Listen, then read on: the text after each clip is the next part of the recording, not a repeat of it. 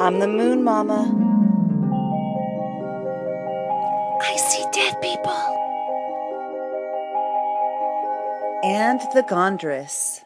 It's the Gandhress. I'm like Gandhi. Only thing is, I have hair and I don't really help anyone. And don't forget, Dharma of the dog. The best way to get good karma is to give a snack. Ding, ding, ding, ding, ding, ding, ding. and the Mystic Manx. When the moon is at its height and things go bump in the night, when goosebumps on your neck begin to conquer fear, the way out is in.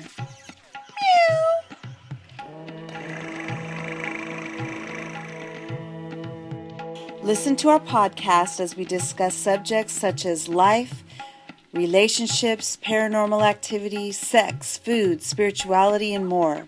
Be part of the show by submitting your letters and questions, and we'll read them on the air. Now, on with our show! I'm a genie in the bottle, baby! Seed of inspiration from a listener. Brainstorming is one of the most creative and freeing exercises you can do when pursuing an idea or goal. There are no limits to your creativity and imagination. There is no fear of failure or limitations on what can be done or achieved. When we are in this creative state, we are relaxed. We get excited about our ideas and we look at our ideas and goals from an illogical viewpoint, and that's when some of the best ideas happen. Brainstorm more.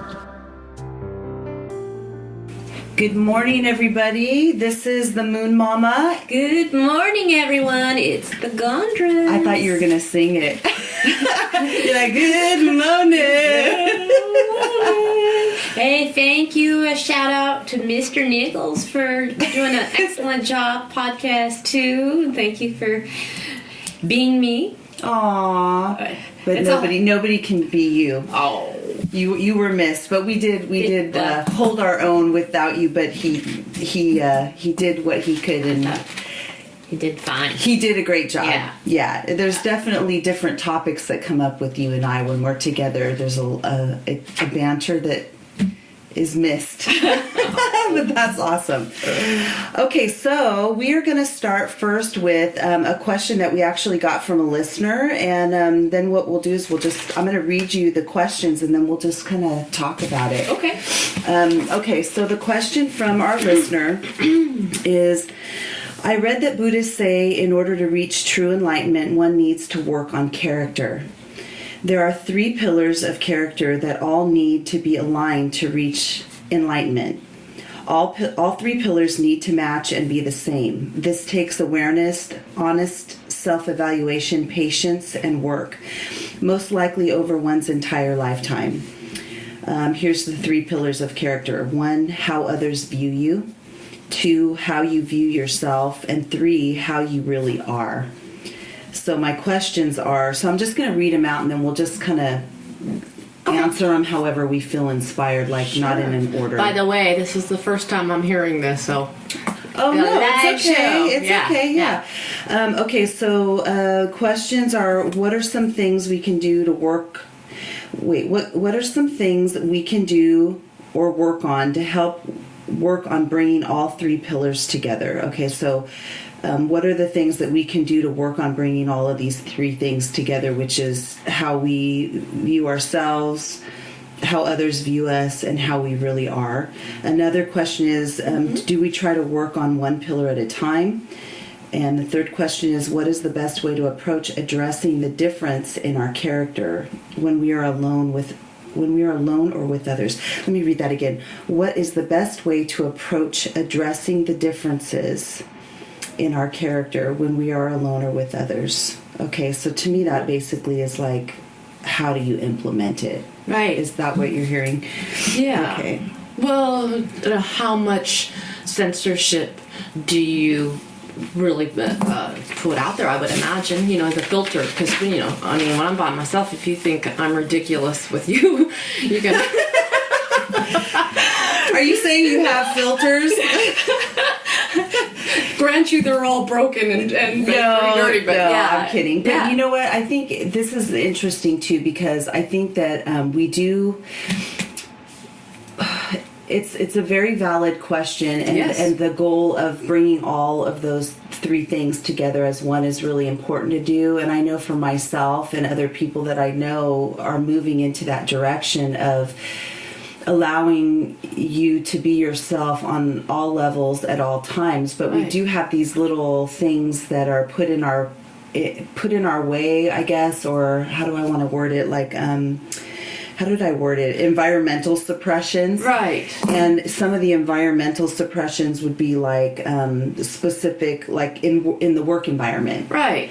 You can't go around like just doing whatever you want or saying whatever you want at work, because Right. you might be in an environment where you have to portray a certain professional manner, or that requires you to be like, if you're a banker, Yeah. it requires you to put off an air of more, what's the word? Being a little more subtle in your personality, a little more reserved, so that you're talking to someone just about the business aspect and they trust you. You're and conveying confidence. Yeah, you have to convey that, because if they don't feel confident in you, they may not take the loan out from you, or they may not feel like you're going to do this mortgage accurately, or Right. whatever it is. You're not paying attention. You're so busy with yourself. You're not paying attention to me. Right. So there is that aspect of, in our society, where those obstacles to putting all those three pillars together as one are Yeah. built into our society. And that's one of the reasons why we learn like these separate selves, because I think Right. as children we don't have that.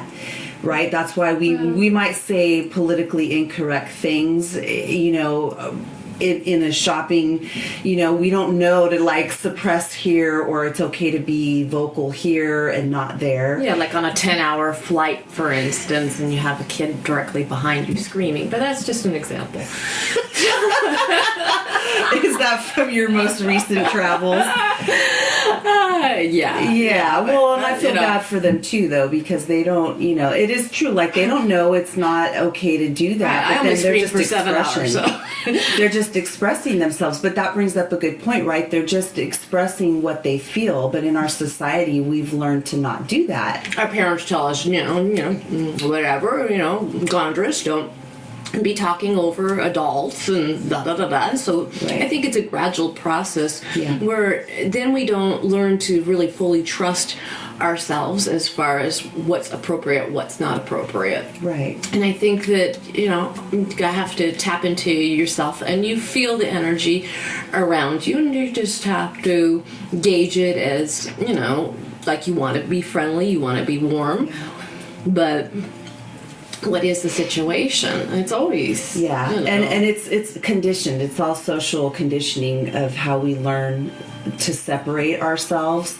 So if someone's going around, beating themselves up about why can't I bring all these things, like why am I separated in all these things, like it's a personal flaw that you're that way. It isn't. It's something that we're domesticated from the time we're young. And in studying psychology, that's one of the things that you study is the social conditioning of culture and family, and that it's very prevalent in both of those things, where you learn what's acceptable about who you are as a culture, and you learn about yourself and what is acceptable in society based on all these rules. And they may be totally different rules, but you're learning all these rules, and then the way that you're learning that is through punishment and reward. You have to Right. be, So if you're overly vocal, or being overly truthful not having any concept of whether or not that's good or bad, but you're just being that way as a child. And then the minute that you default or go away from something that is acceptable socially or societally, is that the right word? Societally, then you're given punishment for that. And then what happens is over time we learn all these punishment and rewards, and we act accordingly to that. And that does shape ourselves because it teaches us to be suppressed during certain things, to not express ourselves. People expect this of me and expect me to do this or not do that, and then that becomes part of who you are as you act in society. Well, I mean, I think a lot of it is being respectful for others. So if you're in an environment like a movie theater, it's disrespectful to be talking on your phone or talking too loudly. So sure. But as far as we're talking more about character here. We're we're not saying. I don't think this question was so much talking about. Well, the rules of society that keep some sort of order and respect. You're respecting your employer by not necessarily coming off as maybe you would with your friends, because you're giving respect to the customer, you're giving respect to your employer to have some form of decorum. It doesn't mean that you can't have fun or that you completely need to alter your personality. It just means that you're there to do your particular function. Right. That's the reality of that, and you have all different sides. To say that anybody is one-dimensional is completely not true. We all have many facets, and no matter how goofy and silly you can be doesn't mean that you can't be tender or that you can't be mindful or serious in a moment. And I think that's part of the ongoing process of learning the differences of when those times are important. You feel it, you know, but as far as feeling like that has to be a bad feeling because you're repressing yourself, you just go, hey, this is in alignment with reality of the time, and have fun with that. Have fun with that. But some people can't have fun with that if they feel suppressed. So I think that the reason why this question came up is because you can look around yourself. And this is, to me, when I'm talking about this, I'm not talking about it in the sense of, abandon all sense of, rules in society, or, all of a sudden go to work and start acting crazy and saying every last thing that comes onto your mind. Well, I'd be fired. Yeah, because that doesn't work. But I think the question is a deeper question, and my point in bringing up some of those things was only just to show the conditioning that happens. And so there is a reason why one day you wake up as an adult who's spiritually seeking the real you, which most of us start wanting to look within ourselves and say, like, who am I really in this the world? Role play. Yeah, besides the world and the rules and all these things that I've learned, who am I as a person? Because there's sometimes a deep feeling within that you're not the person that you feel you are in exterior to other people, and you want people to know you. Like, you can wake up, like I know for me, like I can be in a work environment, and for the person who asked this question, it was also the same thing, because we had a bit of a discussion about it. That you could be in a work environment for years with people, and they don't know who you are. They really don't know you at all, and it could be in a good way or a bad way, right? There could be someone who's really kind of crazy and dark. Yeah. But as far as just wanting people to know who you are as a person, and then you go, they don't really know not even half of who I am, because you feel like there's some kind of rule that keeps you back from disclosing or sharing. Like in our society, there's a lot of people that won't share, and they won't share who they are through fear of acceptance, that they're not going to be accepted for who they are. Yeah.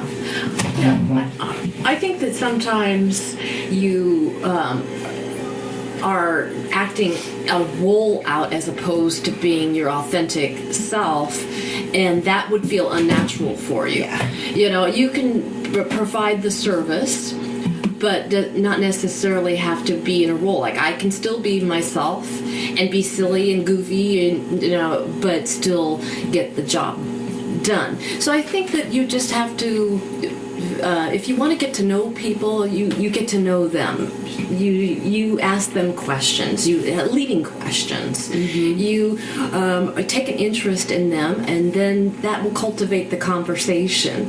And it's just at the appropriate moments. But yeah, I think that's true. I know that a lot of times if you have a position where you're not really able to talk in any kind of depth, it can feel kind of soulless. It does feel lonely, even though you're completely around people. It's lonely. I think it's because I could relate to what the question she asked, because I had often thought about that. Like, I'm around all these people, but they don't really know me. They don't get, like, you get to sit with me now, and you're seeing more of me than you've ever seen before. She looks great in yellow. Okay. You get a sense of somebody for sure. And I think you and I, being around each other, even not in this environment, we tend to be more expressive than the average bear, right? Less suppressed than the average person. And so people do get a better sense of us, but whether you like it or not, they like it too, because we add a lot of humor and break up the monotony. But the thing is I can understand that, wanting people to know you, because there's a sense of loneliness that you would feel when you realize, like, this person, they know me, but there's so many things they don't know about me that I'd like to share. And so it comes down to what you were saying about sharing. Like, for me, I realized that if I want someone to really know me, then I have to want to really know others. Yeah, that's it. And it doesn't mean that you have to go up to every single person and try and know who they are, because you're not drawn to every person energetically that way. But there are, most likely, in every person who's listening, there is someone in your, either in your work environment or someone that you know somewhere that you would like to know more about. Absolutely. Okay, and maybe you just haven't opened yourself up to really investing in that person to ask them the questions. And I guarantee you, and I know you agree with this, that if you were to say, this is my focal point, like, I really want to know this person, so I'm going to talk to them more. And instead of just talking, like, ask them questions about themselves and get them talking about who they are, because in response, that person feels good that someone wants to know me. Exactly, because they may feel the exact same way. Yeah, and then they start sharing. Like, you and I realized we had so many other things in common, which one of them's going to come up here pretty soon, which I'm not going to say yet because I don't want to blow it, but it's like, just through the process of talking about things, the Gandhress and I learned we were doing similar things, and we would have never known that had we not really started doing this and investing in each other and the sense of humor and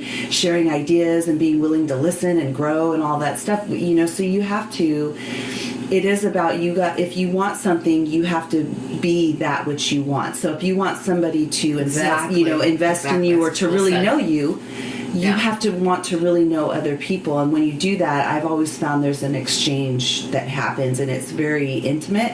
Like, for instance, in my private practice,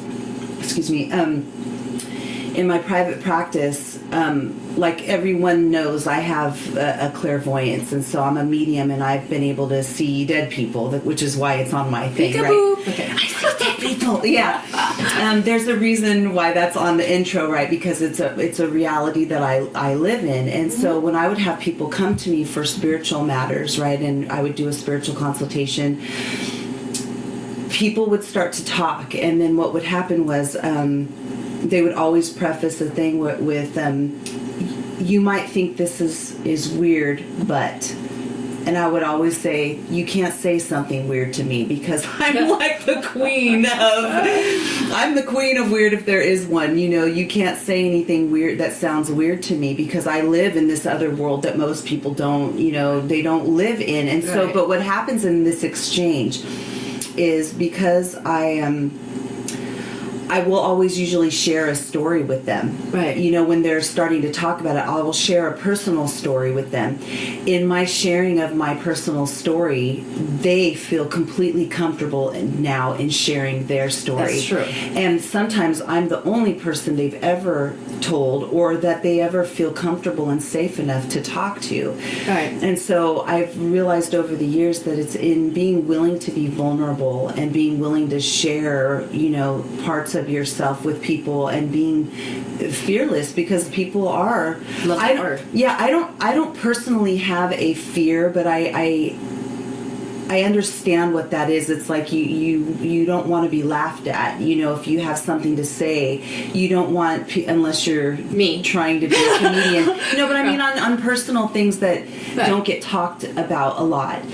People don't want to, they're afraid of saying what they have to say on a deeper level. I think that for really what it comes down to unite all three pillars is that you have to first of all accept others for who they are, but that starts with you. You have to accept yourself with compassion, love, and as an evolving, ongoing process, and then you do the same for others. You put yourself, you are not separate from that person that you're afraid to talk to. You are part of that human experiment, that experience. I think that if you look at it from that way, don't worry about how you're going to be perceived. Just do it with a good intention and positive attitude, and from there, then you know that your intention was to be positive, to be loving or caring, or and that's good enough. Because as far as not making mistakes, life is life. It's not like you have an edit button. It's not supposed to be perfect. If you drop the feeling like you need to be perfect, then others will see that in you and know that it's okay for them not to be perfect too. Yeah, I like it's the fun saying not of being being perfect. that we're perfect in our imperfection. Yeah. You reminded me of something too when you were saying that I do remember one of the things that I worked on a long time ago, which was to work on not being an approval seeker, because we do that we learn that we're seeking the reward, right, and not the punishment. we seek the reward and not the punishment. Yeah. So we learn that, from the young age up, and then so we have these inborn fears of, being the punishment, if we're not saying something that's acceptable to society, or society doesn't really talk too much about it, or but I think if you really start working on not being an approval seeker from other people, but really, like you were saying, working on loving yourself, work on approving who you are. And that's all parts of you. Like, I'm going through this thing right now where, teaching healing for so many years. I taught and ran my own academy for 12 years straight. Wow. And being placed in that mode of healer, I would edit myself a lot. And I'm writing a book right now, and I noticed that when I was wanting the character to say certain things, I started editing what she was going to say. What's the name? Because it was a cuss word. Uh-huh. And it's funny because at home I say things all the time in humor. Like, I'm not a cusser that uses the F word and is talking about all these people and they're some of the words that you might hear in like hardcore rap, and it's so negative, and it's talking about, and there's this heaviness. Right. But I might yell out, in humor, jackass. Like we might say that here, yell out a word, but it's all in humor and we laugh about it's it. It's the energy, not the content as much. Right. And so I was finding that I was, I always was editing myself, as far as my writing and obviously in healing, there's no place for that. There was not a reason, but I felt like as the image of who I was, I had to really edit that. Whereas at home, and it's not a lot, but I would do it every once in a while, and it would be for a laugh in the house or what have you. And then when I started doing this as the person I am now, finding that I was editing myself in my writing, I was like, why am I doing that? It wasn't a healing manual. It's a thriller, novel. There was no need for me to do that. But me as a person who's growing and evolving, and also working on merging all those selves together. I don't really list them as 3 pillars. It's really about just looking within myself and just saying, all parts of me are who I am. Exactly. The one who cusses sometimes, and the one who's funny, the one who's crabby and cynical sometimes. Exactly. The one who gets dark sometimes when I see how people treat each Wouldn't other. that describe everybody? It does, but the thing is right, Yeah. we're stuck in the images of ourselves that are supposedly appropriate. I have learned that. Yeah, and so, we do have to live in what you were saying, the reality of the world, where we do have to present a certain image depending on our job, right? But we also can start to work on blending those things together. So we're doing our job, and we're, if we have to wear a suit, and we don't normally wear suits, but that's what we do for the job, and we focus more, we're a little more quiet at our job because that's what the job entails us to put in, a softer image, a more professional, not silly, but trustworthy type of image. Then you do that for work. But in the confines of that, you're still surrounded by people in the break room, and you can let them see who you are if you're free of judging yourself. Yeah, you know what I mean? Let think, them know you. Be humorous if that's the character that you are. I think you dance with each new partner in a different way, too. Even if you work at a bank, doesn't mean that if you feel the energy from a person, then there's a little bit of a wiggle room to throw in a little bit of joke or smile or laughter.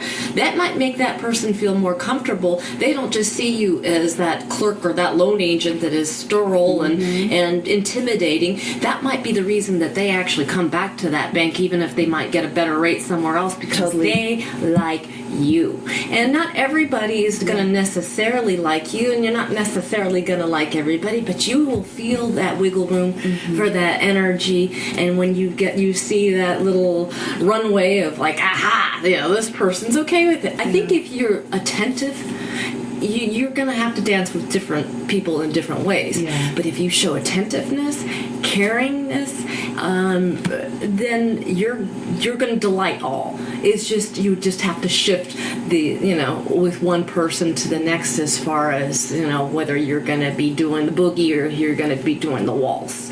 But it's always a dance, and it's, I think it makes life interesting, multifaceted, to be able to exercise those certain parts of yourself.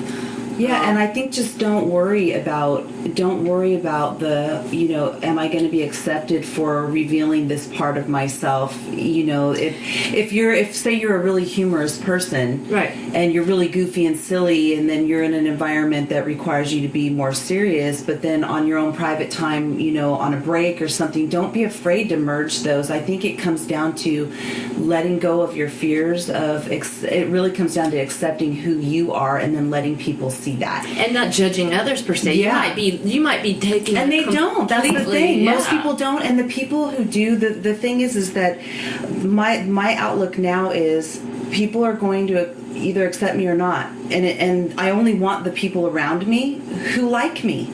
Yeah. Right? Like, why would you be trying to have people around you who don't like who you are as you are, right? So, good riddance. Like, if you're yourself and people don't like that, their energy goes away from you, and good riddance that it does, because you don't need that kind of energy around you. They're not your peeps. Right. They're not meant to be in your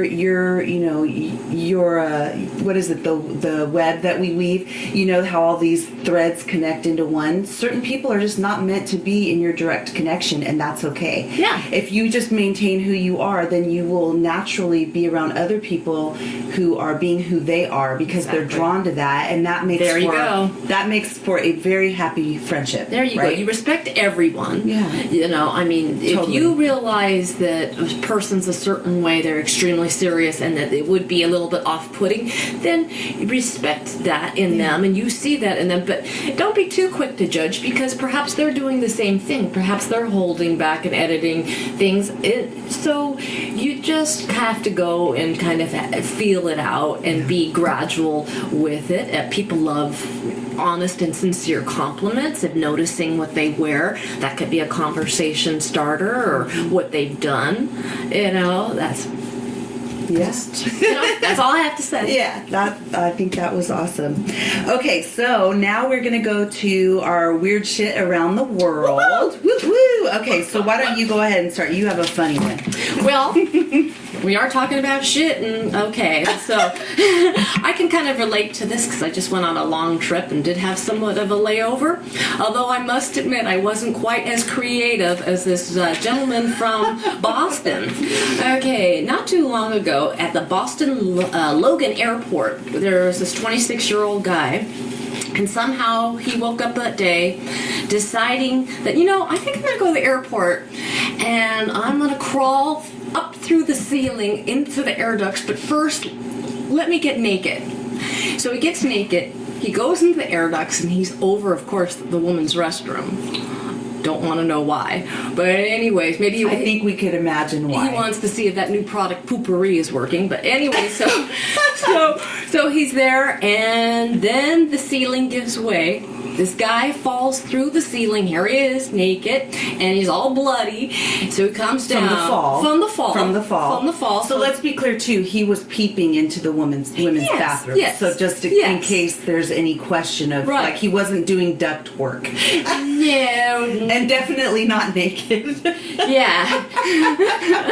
That would be strange. So then he wouldn't have to wash his uniform and stuff. That's so true. Saving on laundry. So. He might be just a very green type of guy. But anyway, so he falls through the air duct, and then he, it's like, of course, it's everybody else's fault. So he starts attacking these women. He's naked, he's bloody, and then he starts running away. And then what does he do? Then he attacks an 84-year-old man. So picture this though: he's running away, naked, bloody, down an airport. In an airport. Yeah, in an airport. Naked. Yeah. And no one else knows what's going on. They just see this guy and there's running. This poor 84-year-old man there, and he takes the 84-year-old man's little cane and starts to suffocate the man with the cane. Oh my God! So this man is not in balance. So do we know what happened to him? He was arrested, and he was charged with attempted murder and lewd and lascivious acts, and oh my God, that's being crazy. very strange. Yes. Yeah, that's right. So it could have been using a little bit more editing in that particular. I mean, if who you are as a person that gets naked and crawls through air ducts, there are rules in society for a reason. Then you may want to consider your filter. Yeah, you have to still live in the reality of the world we live in, but as far as being yourself. Right.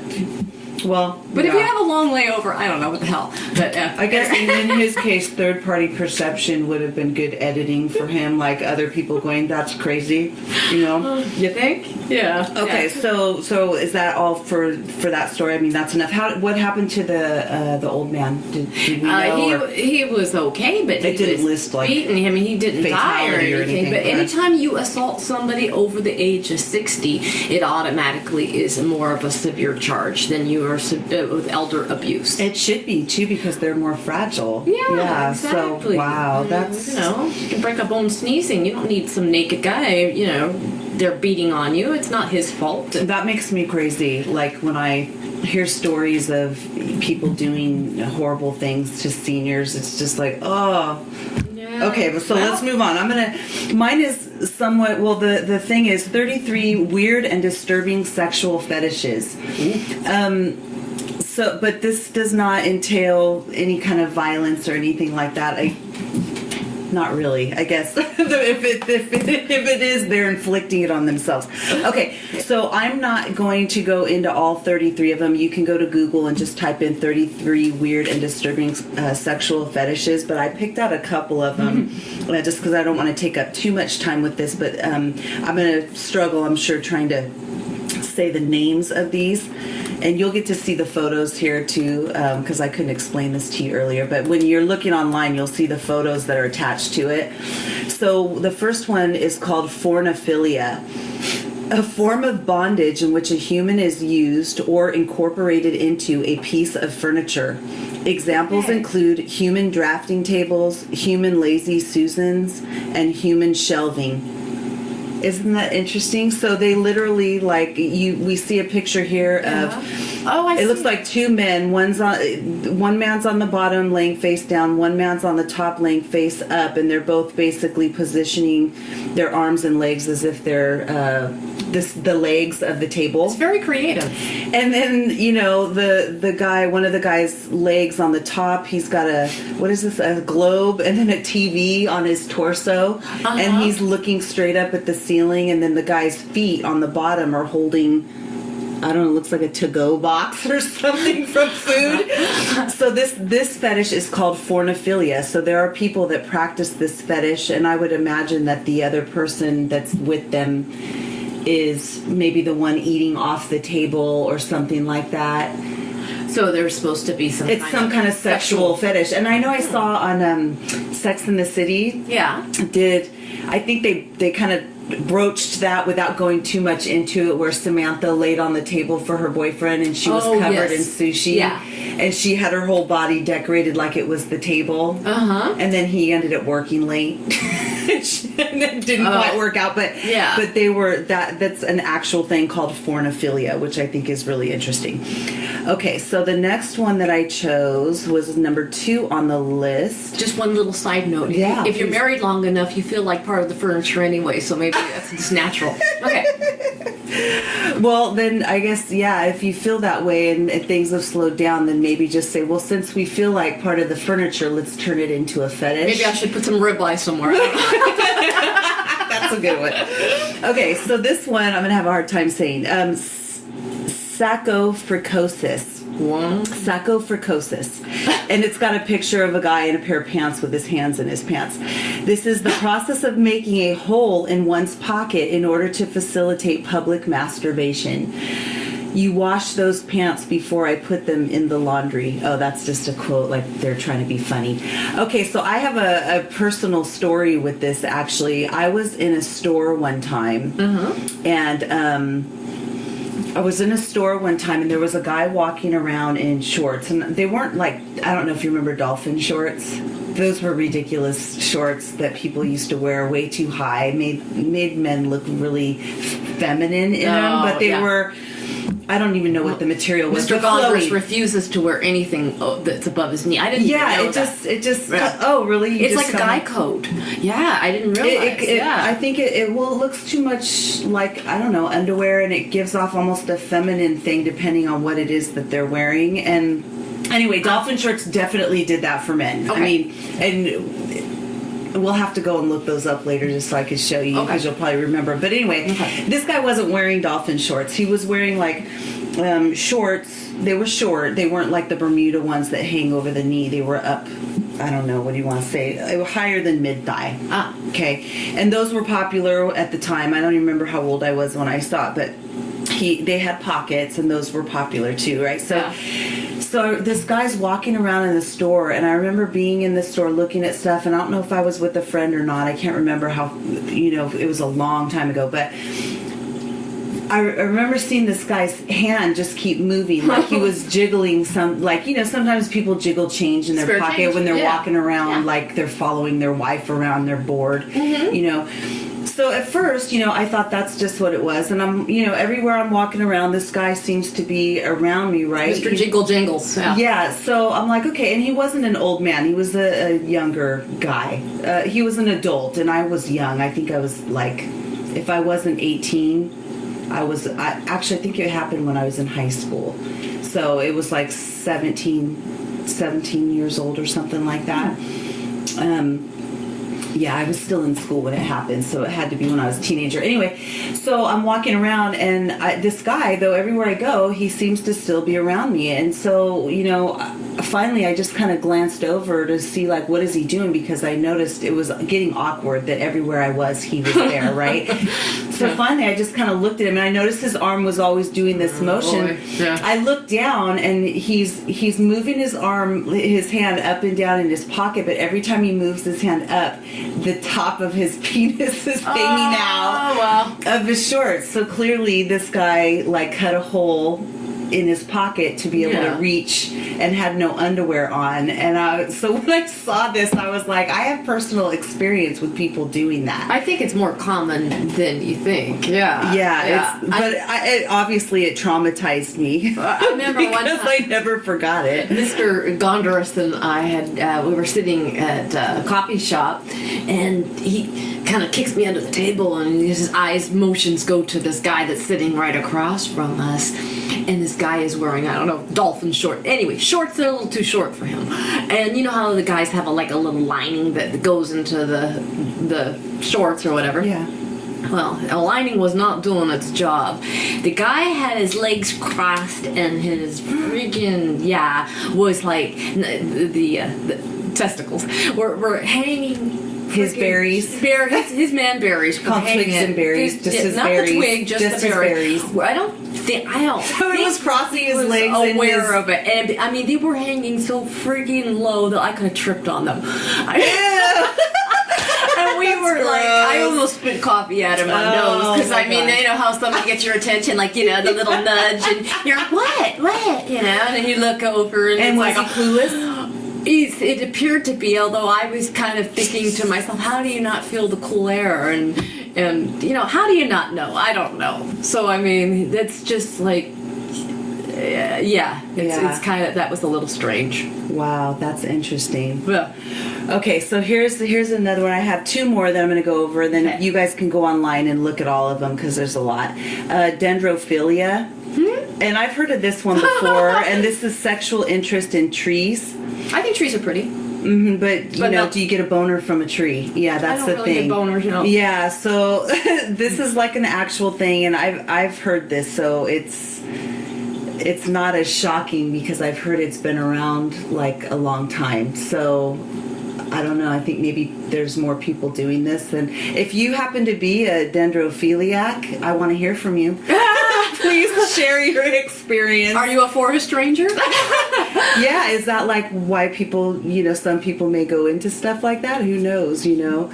But that reminds me of Molly Shannon. Of course, not, I'm just being funny there, but it's possible. But I think the majority of the people go into it because they love nature. Remember that movie Superstar? I don't know if you guys ever seen that with Molly Shannon, and she plays this like little. I don't even know who Molly Shannon is. Oh, she's a comedian. Look her up. She is hysterical. Okay. And there's a scene where she is trying to emulate this really popular girl. She's at like some kind of religious parochial whatever school. And so anyway, she's seeing this really popular girl kissing her boyfriend, and so, you know, little banters, and oh, I wear your favorite lip gloss today, sweetheart. And so she's this dorky girl, and so she's practicing on a tree. And she's there, you know, kissing the tree and going, oh, your favorite lip gloss today, sweetheart, and kissing in the tree and stuff. And then the nun walks up behind her and sees her doing this. You know, and she always winds up getting in trouble into the principal's office. And they think like she's a little disturbed. Yeah. Have you ever seen the movie Superstar? If you like super stupid, she is funny. All right, and then the last one that we're going to go over is called, this one's hard to pronounce, Eater Racinism. That would be me. Eater Racinism. Okay, so let me remember what this one is. Oh, this is weird. Okay. Sexual pleasure derived from the thought of tearing out sexual organs by the roots. What? Isn't that crazy? I take that back. That's not me. Yeah, no, this is... No. Did you say it was you? Well, I thought it was about getting turned on by food. Eater Racinism? Okay. I mean, I'm like, how do you even know that word? I must admit, I've masturbated to cookbooks before, but anyway. Oh, wait, isn't that something that you said? You know you love food when you're masturbating to a cookbook. Yeah. Okay, but anyway, so Eater Racinism is sexual pleasure derived from the thought of tearing out sexual organs by the roots. And then the comment underneath it says, pedophiles, you are strongly encouraged to develop this fetish and then follow through with it. What? Go on, rip out by the roots, we'll wait. That's so weird. No, it's saying like pedophiles go for it because instead of molesting kids, go out and have this one instead and rip out your own roots. That's what they're saying. But anyway, there's some other really strange ones in here. But people are not busy enough. I think your brain is going to that. You need to get like yourself a hobby. Okay. Yeah, but some of it's like a sickness. It's what people. It's kind of crazy. But anyway, it's 33, but in reality, there's only 32 on here because the last one is like some kind of humorous thing that they made up. It's not real. So there's really only 32. But if you want to find all of these online, go to 33 Weird and Disturbing Sexual Fetishes and it'll come up right away. I didn't save the, there's a name on here, Rainbow Crab as the publisher, but I don't know. Rainbow Crab, that's funny. I didn't save the URL, so I don't know what that is. Okay, so the next thing is we're going to go through, and we're not going to spend too much, because we can go on a long time about this, but for the sake of time and not going too long, brevity. Okay.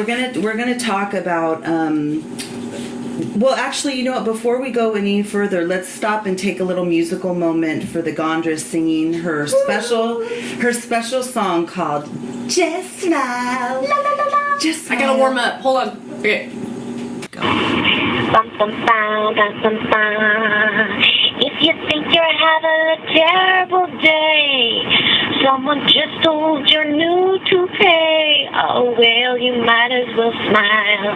You might as well smile. You might as well. If you got too much on your mind and you don't like the shape of your behind, oh well, you might as well smile. You might as well. Bum, bum, bum, bum, bum, bum. You might as well smile. Okay, so we are back. Okay, so now we're going to talk about social commentary, or excuse me, well, it's a social commentary segment. We're just going to spend a few minutes, even though this is like a really huge issue, but it's we watched a documentary called A World Without Water, and it says, you guys can find this on YouTube. It's very interesting. A World Without Water, and then it says discuss it's just A World Without Water, and we're going to discuss kind of the international and local issues. That was a note to myself. So the whole water thing came up for me because we're in the Silicon Valley right now and in California, and there's a huge water drought, and yet you've always heard of the politics going on with water. Hold on one second. Mystic Minx wants to go outside. Okay, so there's a lot of issues going on with water, and water and politics, there's a big issue with politics and water, so it's like half the time it's like, is there really a drought? What's really going on? You know what I mean? Or is this all politics? And so it made me start to research a little bit, and so I found this study from it's a Stanford study, and you can actually find it on YouTube. You can just type in like California water shortage Stanford, and then it'll pop it up, and it's a pretty short little video, but basically it's interesting. It talks about 75% of the state is in extreme drought. But there's politics going on right now with it. What a surprise, right? Because whenever you have elections that are coming to, then everyone starts using whatever's going on as their platform. So there's, video of Jerry Brown saying don't flush more than you need to, don't shower more than you need to. People are running their campaigns on it. And then they're talking about like the water shortage has become political football, basically. Yeah. That's what they're calling it. But with this shortage, it is a legitimate shortage, and I wrote down why we have this shortage because I just found it really fascinating. Because I don't really understand how all these things work unless you actually delve into it and really try and understand how we get all of our water, because most of us don't really know the details. I know when you fly overhead, you see all these like big bodies of water. Yeah. What the hell is that? I wonder what that is. Yeah, it's amazing. So what happened is, in 2013, we had unusually high pressure. The Gulf of Alaska ridge was has redirected the storm track to the north, so that the storms that would normally have been pushed into California got redirected into Alaska and British Columbia. And California relies on snowpack as a natural reservoir. So because we didn't get the ice, it went elsewhere. Now we have empty reservoirs because when it melts down, there was nothing to melt down, and therefore we're in this drought. The thing that's kind of scary about it is that it said we would literally need 10 to 20 storms to improve the drought condition in California. And so that's why you heard with the latest storm that we had here, they were saying it's great that we had this rain, but it's not gonna help, because we would basically need 20 of those in order to make an impact. So it makes you wonder, like, now what? Like, how are we going to correct this problem? So it's definitely just on this part of it, just want to say, it is important to pay attention to the water that you're using. So like if you're washing dishes, by hand, put a plug in it and put soap, wash everything and put it off to the side, and then rinse all at once. Don't leave the water running the whole time that you're scrubbing.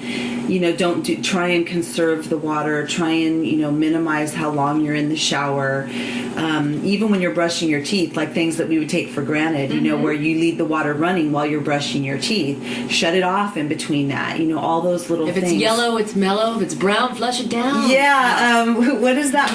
They say that in Meet the Fockers. Oh, Meet the Fockers. Yeah. He's like, if it's yellow, let it mellow. If it's brown, flush it down. And then he goes, oops, forgot my rule.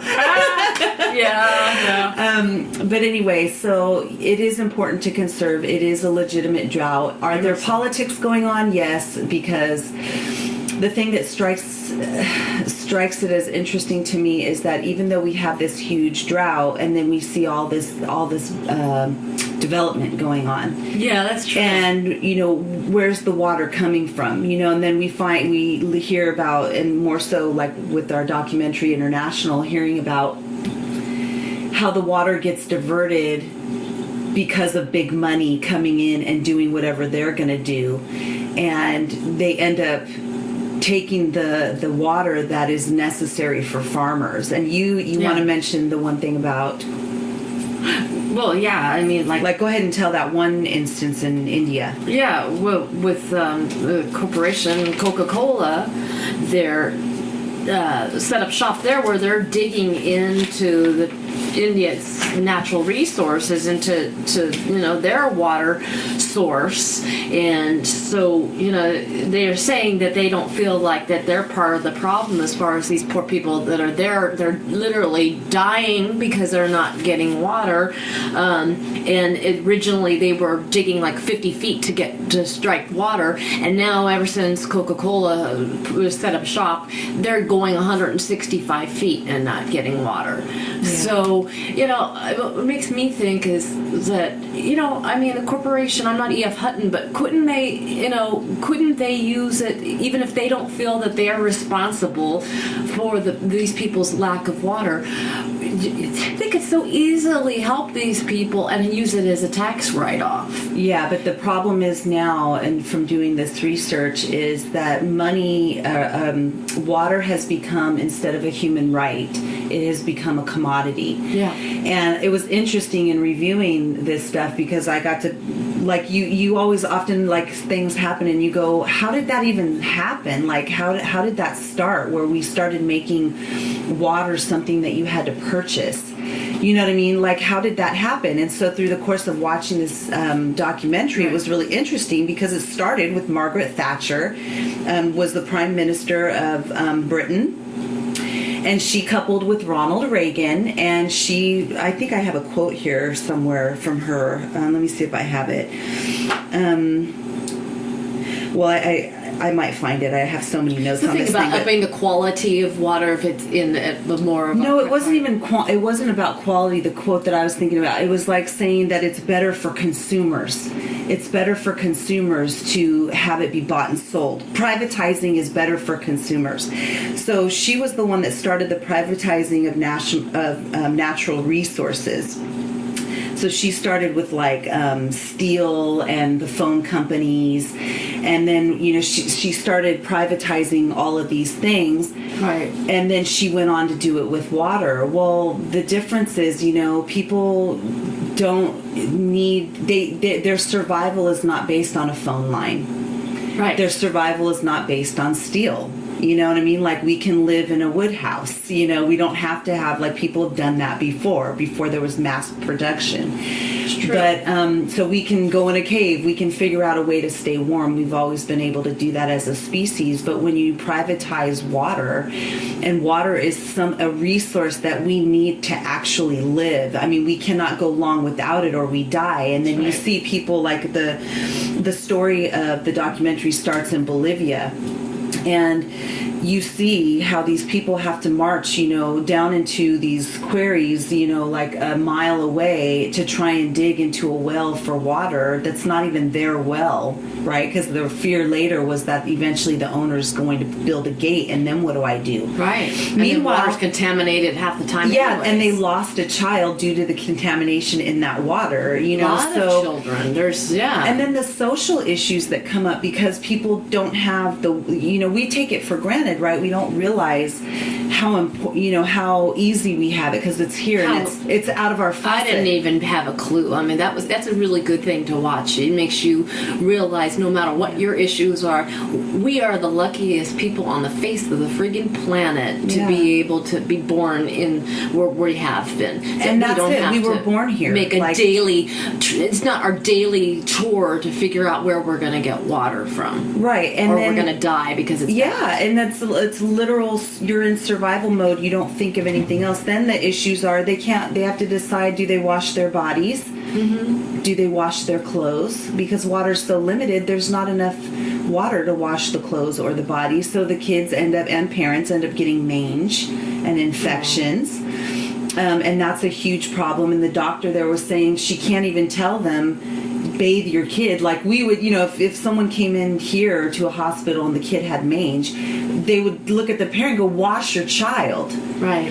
She's like, I can't even tell the parents that because I know they don't have water. They have no water. They would wash their children. They want to. And then the social issues for the child was heartbreaking because the children who can't bathe and wash their face or wash their clothes are filthy, right? They go to school, they're filthy, and then they have the social injustice that's happening to them where they aren't accepted by the other kids that are there. Nobody wants to play with them. No one wants to play with them. And one girl was in tears crying, saying, when she does find someone who's willing to play with her, the other children scare her off and tell her, don't play with her, she's sad. filthy. Yeah, so there's this whole, it's not just, the survival, which is the worst part of it, but then it has all these offshoots of problems that it causes for people. And in Bolivia, what ends up happening with this guy is it's ridiculous. It's like the French own it, and they're telling the story like you were saying that everyone has access more than they did before. Yes, they have access, but it costs them a year of their pay in order to open the line, and so no one can afford it unless they're of the elite.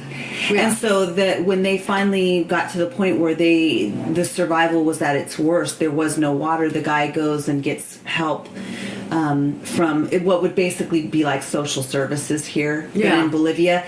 And they said basically they've seen so many people with this problem that they were suggesting civil disobedience. And they said go in, open up, figure out how to install that line yourself, get your friends together and open up that line yourself, dig deep and find where it is. Here's basically how it looks. You have to go find it and then open the water line and get it without paying for it. And that's what they end up doing. That's a good example of rules versus ethics.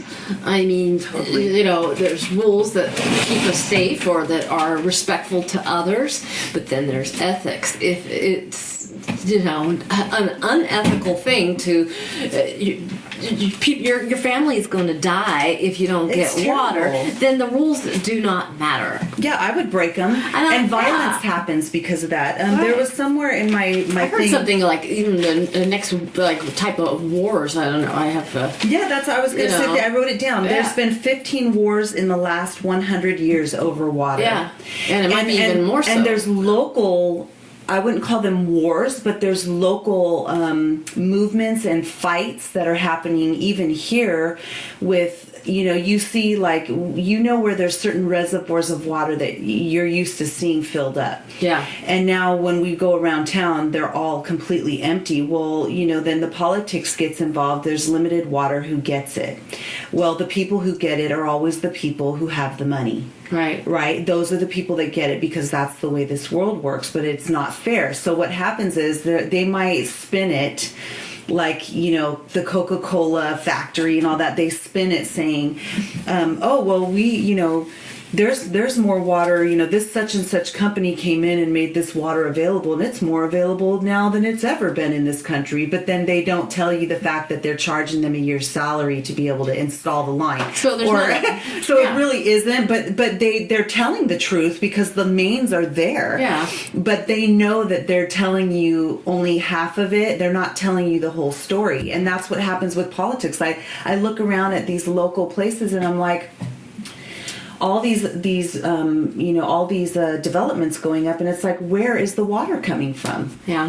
If we're in a drought, where is the water? Well, you know why they get water? Because their money, their development. The developments have all the money, all the people spending the money, and so the water is going to be filtered into them. Well, if it's coming into this new development, it's being taken away somewhere else, and it's usually the local farmers. Progress is just fine and dandy, but I don't see it as a lack of water. I see it as a lack of love, because I think there would be plenty of water to share, but if you don't care enough that people are actually losing their lives and dying and suffering, then that's what the lack of love. That's why these people are really going thirsty. It's not because there's not water. It's because there's not enough consciousness to say, yeah, we can make a profit, but then can we also make sure that everybody has at least the human right of having water. Right. And that's the whole point of understanding that although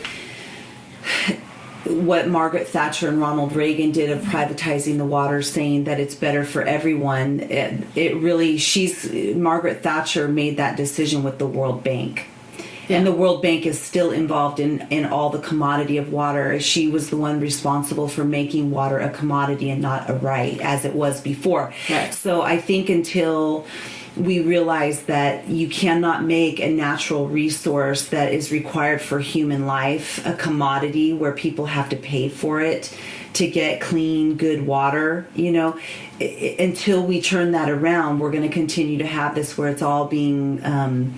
all the rights are being filtered towards the people who can pay for it. Or balance it out. That's fine if you want to make a profit. And a lot of people do like to have a bottled water or what have you, but that's great. But you also have to make sure that it is enough for everybody, because like you said, this is not an option. It's not like saying, oh, gee, you can't afford your direct TV bill, and so boo-hoo. This is something that you gotta have. And it's really shocking that anybody that has any kind of power, maybe they didn't see it that way. I mean, I don't think anybody's that callous to where they would go, oh, screw it, if people die, so what? They're bad. There are people that do that. I've been surprised to hear, I don't even remember the company though, but it was one of these Illuminati things, where you talk about the top richest people in the world and the 1%ers that are controlling all the money, and they had an actual recording where someone went in and recorded, kind of was friends with them, but they were saying some pretty horrific things that were going to affect humanity, and they couldn't get into that. Right. They recorded a conversation of this guy, and he was literally saying what you were saying. People can't be that way, because from the goodness of your heart, you're saying you couldn't even imagine that, but there are people out there doing that. And he was making comments about, who cares about all of them? I care about my family and securing my family's wealth. And what he was planning on doing, I don't remember it now, but it was something pretty horrible that would affect future generations for humanity. And it's like, that does exist. I think it's just, we are so far removed from being that cold half-hearted that it's hard to believe that people are like that, but they are. Right, and then we have wars in the world, and is that really something that you really want to bring your children into a world that isn't peaceful and isn't loving? And well, I mean, really, what are you giving them? Right, exactly that. And it goes back to, it's funny because every podcast seems to always come back to the next 7 generations, right? Every decision that you make, before you make a decision, go back to, the next 7 generations and figure out, or go think forward and go, how is this going to affect society? And I think there are a lot of good people out there that are trying to make change, and I think too, another way that we make change is by not supporting the companies that are doing that. You know what I mean? So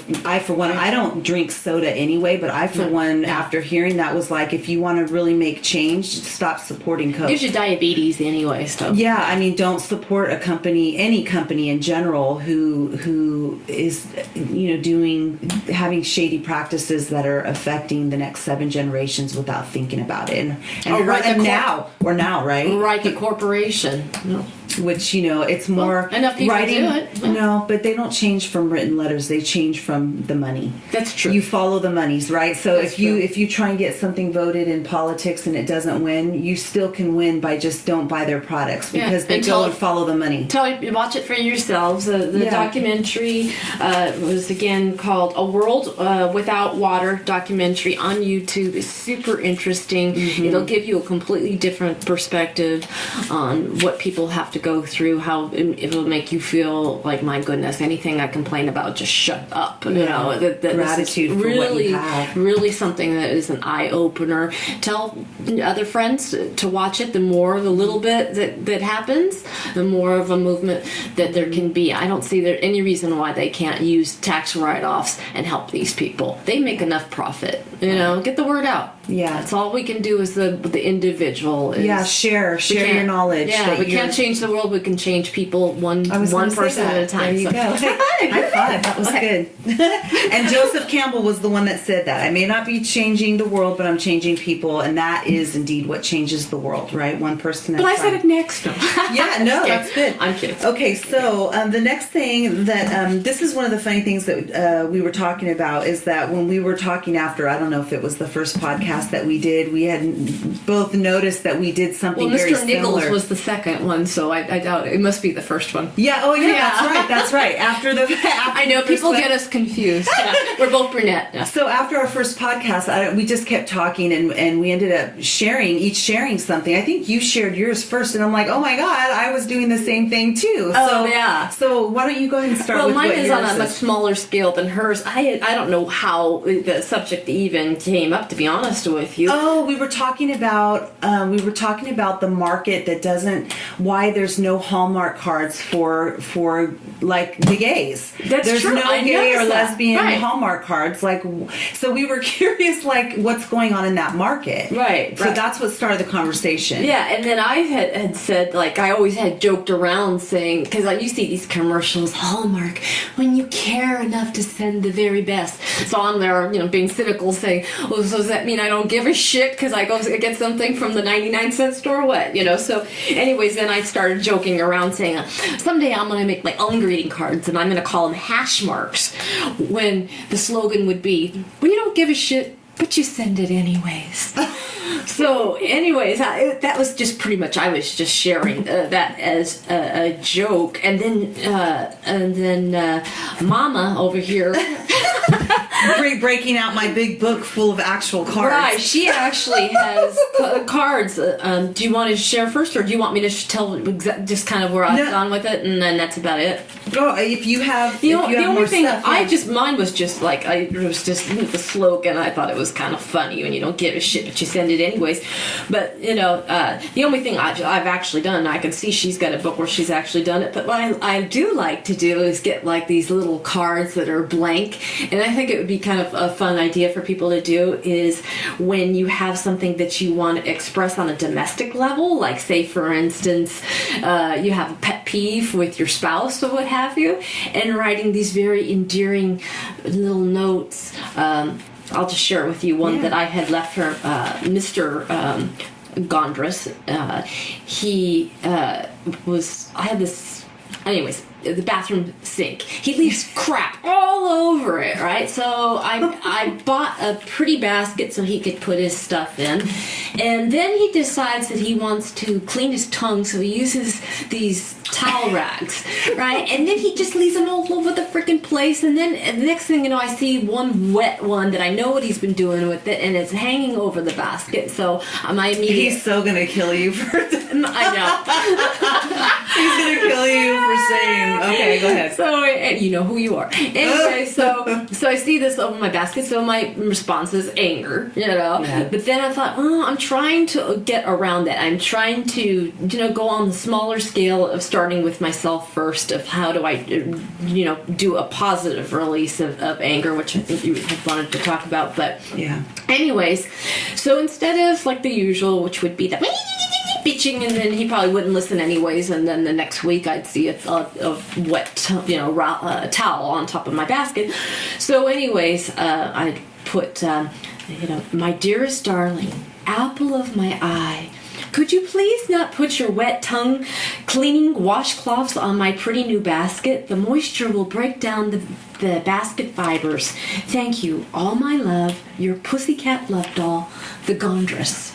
And so, it got a different response. He laughed at it. I was able to laugh at it. It funneled this negative energy into something that was fun because it was put on a very ethereal, very pretty little card and kind of loving. And now I'm not only doing that for when, I don't do it all the time, but not only if there's something that is disagreeable, but even something that is, if he goes out of his way and he shows kindness, I'm writing those little notes too. Yeah. And I think that, don't wait for people's birthdays or whatever. I think it's cool to communicate sometimes through the written word. We don't get that. So anyways, that's all I've got.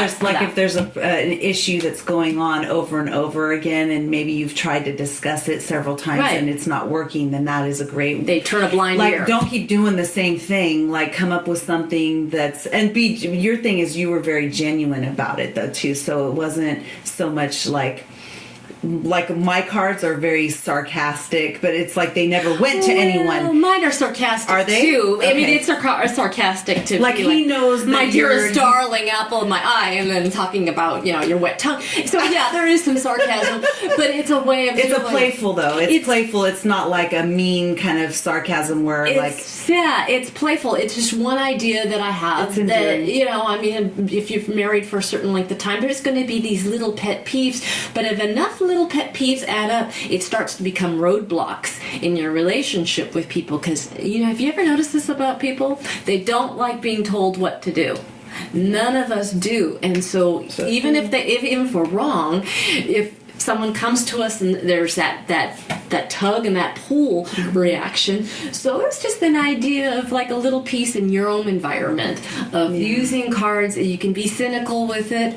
Maybe I should market these things and just give people pretty cards and give some ideas for different situations, like the toothpaste cap or other very distressing. Here we're talking about people are walking miles for water, and I'm talking about the toothpaste cap. But just different stuff that creates negative energy, no matter how petty it is. And if it's petty, then it's just another way of going about it to be creative and put more of a positive energy spin. Sometimes sarcasm or cynicism is an outlet because there's a touch of humor that's in that. And and you need that to release it. It's better than it comes out being preachy or anger. Right. If you can use a little bit of fun sarcasm, it helps. So like mine, I wish I could find this program, and I'm not going to talk too long on this too because we do need to kind of wrap it up. I know we're probably over an hour at this point, but I used to have this card program, and I miss it because I'm like, I still wish that I could do it. I tried to find one online, and everything's digital now. You're a good drawer, too. Oh, thank you. So anyway, I had this card program online, though, that you could print up your cards, and then you would fold them yourself. And so whenever I had some kind of... I don't even know how it started, but whenever I had some kind of irritation or something, as even younger, I would always write everything out. And so I wrote several cards. Like I remember writing a couple in high school, and I still had saved like the actual writings of it. And then when I got this program, I'm like, oh my God, I could totally put these on the cards. And then other things came up, like with an ex-boyfriend who kind of ripped my heart out, and one of the... Bastard! Right, and I did this funny thing. I'm not going to say the name, but just imagine this. Okay, you can see the card. So don't say the name. So there's the person's name on the top of the card, right? Comma. And it's this girl's all happy and smiling in a red sweater, like she's going to have this fun conversation. No. And then it said, thought this might, ... You open up the card, and the card says, come in handy in removing the flesh of my heart from your teeth. You suck, me. And then inside of it has dental floss. That is funny. Okay, so that was one boyfriend. Then I had another. I think that would sell, actually. It would. It's hilarious. Yeah. Okay, so then here's my, and these are, I call my cards dirty, rotten hallmarks. Mm-hmm. So here's another one. It's a picture of, of this pretty sky and all these trees, and it's on this, hill, and everything's green, and the sun is coming up behind the hilly green mounds, and pretty. There's little birds like doves flying in the background. Okay, and so then it says, when I met you, the sun was shining, the birds were singing, there was a joyous sound of children playing. Then you open up the card and it says, go the fuck away, you're spoiling everything. You think it's going to go the other way, like, oh, they're the reason for it. It's like, no, you're wrecking it. It used to be that way. Now it's not. Okay. Funny. Now, these were two poems that I had written in high school about, like, some guy that I liked, and it survived this long, and I ended up putting it on a card. See, being jilted makes you creative. See, it's not at all a loss, right? Yeah, well, no, right. It's I think for me anyway, and a lot of writers, the hardships that you face in life make for better songs. They make for better stories. You're able to pull a lot because you're very highly emotional during that time, and when we're emotional, we're at our best creatively. So that's why a lot of songs and a lot of writings that are really popular are based on some struggle, Yeah. So anyway, this one, it's a card that has a rose in the front, and you can see that it's going to be like a roses are red poem. Uh-huh. And it says the roses are ... You open it up and there's another rose, and it says, the roses are dead, the violets are too. I'm sending this card still saying fuck you. With sincerity. With sincerity. And mind you... And I like the picture. You got to see the roses. That's what you really make. It's all soft. Funny because it looks like something you would give your grandma, and so it's funny. Okay, I'm not going to read all of them. This one is along the same lines. The roses are dead, the violets are black. I think of your face, which I'd love to slap with all my heart, and then you sign your name. And so those are just a couple. I'm not going to read through all of them. I have quite a few in here, but mind you that these are cards that were never sent. So you know how people do spirit letters where they'll write out. I wouldn't have that, or I would not have the willpower. I would have to send it. It was because this was always about me just funneling and getting that that sarcasm and that negativity out of my body. Yeah, it was all, and writing putting it towards creativity. And writing has always been that way. If I could write it, then I could let it go. And so for this, I just would write a few things, and then I would just let go of it and put it in this thing because I thought they were funny, and I would look back at them once in a while, and it would give me a giggle. Yeah. But I would never send. I personally at that time would never send them. Now I think they would. Some of these would go really well as hallmarks.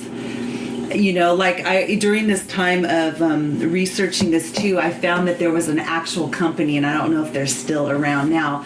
They would literally deliver flowers that were made out of poop to people. And I forgot the name of it, but I just remember that right now. Damn, it makes me so mad when I don't think of those things. Yeah, they would literally deliver shit flowers to people. And is that even legal? Yeah, it's poop. You can buy manure. Yeah, you can make poop, you can mold it, right? It's just like a farmer buying manure. You go out, you add water to make it moist enough and whatever else to keep it together, and they probably pressed it in molds like you would with cakes and stuff, and then somehow get it strong enough to stay on a fake stem. Yeah, why wouldn't it be legal? Wow. It's like delivering flowers to somebody, and it's all pretty much natural stuff. You're not doing anything violent, but you're... So you're not picking up doggy droppings and then, doing that. Well, a company's not going to go around looking for poop when they can just buy it. I mean, they're all at the dog parks. Yeah. Natural service. Actually, that would work, but I'm sure. I don't know how they do Poop of poetry. But it's a business. But it may or may not even be a business. I mean, this was a long time ago. You but I thought that was funny. Minds, I'll tell you. I would have never. I'm there debating what I should have for breakfast, and you get. It just makes you realize that when we think that we know how things are and how much. We never do. There's so much stuff. I was researching other things about, and we'll end up doing a podcast about this because it's so fascinating. But in a future podcast, we will be talking about. Some people may have heard this and some not, but the mission to Mars that NASA is planning to do, and there's some documentaries I've been watching, and it's really interesting. So my point in saying this now is that the world is a lot stranger than we think it is, because we're living in just our little world of what we do on a daily basis and our daily rituals and Walmart, Trader Joe's. Yeah, whatever it is that we do. And then we tend to think when we listen to or hear sci-fi ideas, and we think that it's sci-fi. But in reality, if you really started digging, you would realize that our world is really more sci-fi than we think it is. There's people like NASA that are doing things that, sci-fi novels are writing about, and it's actually happening. So we'll give more detail on that now, or later. But anyway, it's been wonderful chatting with you guys, and please write in, use the website harlowmoonreadings.com. Go on the website onto the podcast page, and please submit any questions that you have, anything that you want us to talk about, anything that we said that struck a chord with you or you wanted to add to. What would be like the deadline too, as far as if you want them to? That's a good question. We're not going to guarantee that. Fridays would be a good deadline, because we record the podcast every Monday, and we have it up on Tuesday. And Friday would be, the very latest, because it's it requires research on our parts to go through this material. And I would love it if people would start submitting more questions. My brain is going to explode. This is a good thing. Yeah, it is. It's good to learn and to share things with each other. But yeah, please do, and literally on anything that you want to talk about,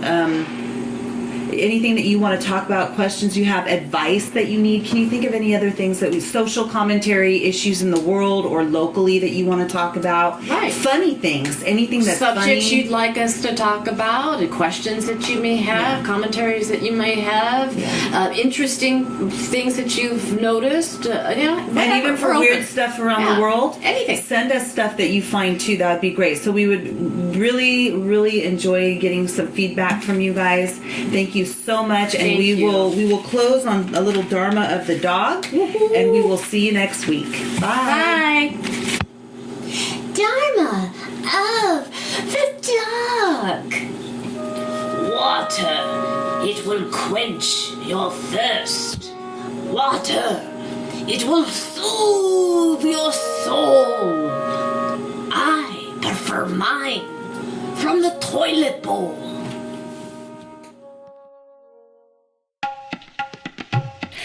Sometimes in life, you lose your way. You look for answers. Sometimes you even pray. But the Moon Momma is here for you. Her guidance and readings will see you through. Don't be afraid. Call her tonight. Instead of material goods, buy her guiding light. Call 1-888-673-5060 today.